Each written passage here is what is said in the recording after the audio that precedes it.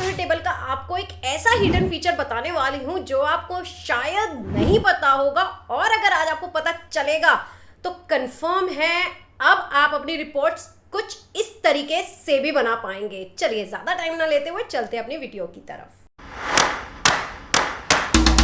तो गाइस यहाँ पे मेरे पास एक डेटा है जिसे मैं पिवट में कन्वर्ट करने जा रही हूँ, और पिवट में कन्वर्ट करने के लिए हम लोग सबसे पहले एक ट्रिक बताने वाली हूँ जिससे आपका डेटा ऑटोमेटिकली रिफ्रेश रहने वाला है। तो आपको हमेशा डेटा को कंट्रोल टी से टेबल फॉर्मेट में रखना है। टेबल फॉर्मेट में रखने से क्या होगा, जब भी आप अपने डेटा के अंदर कोई भी नई एंट्री करेंगे वो आपकी रिफ्रेश हो जाएगी पाइवेट्स। तो यहाँ पे मैं क्या करने वाली हूँ, सबसे पहले ओके प्रेस कर रही हूँ। ओके प्रेस करने के बाद यहाँ पे प्रेस करने वाली हूँ Alt+V।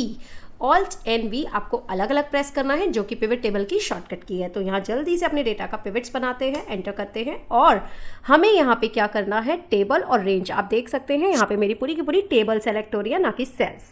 और न्यू वर्कशीट पे हम इसे पिवट्स को क्रिएट कर लेते हैं। अब यहाँ पे हम अपनी एक रिपोर्ट क्रिएट करने वाले हैं, और रिपोर्ट में मैं क्या क्रिएट करने वाली हूँ, segment wise, products and my unit souls.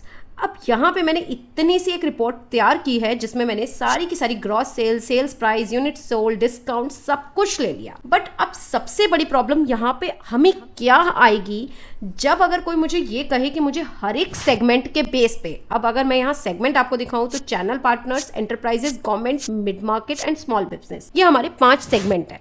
मुझे इन 5 सेगमेंट का डेटा अलग अलग शीट पे स्प्लिट करना है। तो अब अलग अलग शीट पे स्प्लिट करने के लिए हमें क्या करना पड़ेगा, सिंपली हमें सेगमेंट को फिल्टर में डालना पड़ेगा। फिल्टर में डालने के बाद हमें सेगमेंट पे जाके अपने पहले सेगमेंट को चूज करना होगा। मैंने यहाँ पे पहला सेगमेंट चूज किया, ओके किया।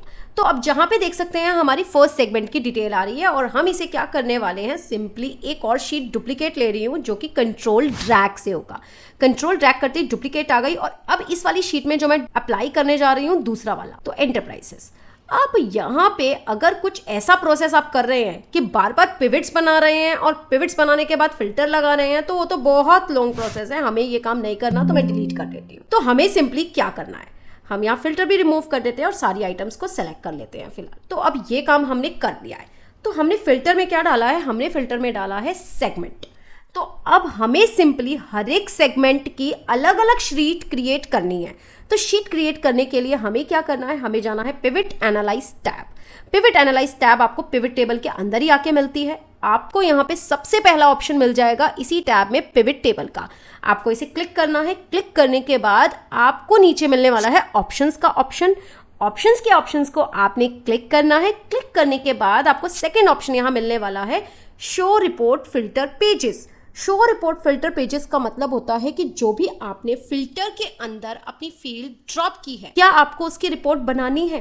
तो यहाँ मैं इसे क्लिक करने वाली हूँ। क्लिक करते ही ये ऑप्शन मुझे पूछ रहा है कि क्या आपको सेगमेंट वाइज रिपोर्ट बनानी है।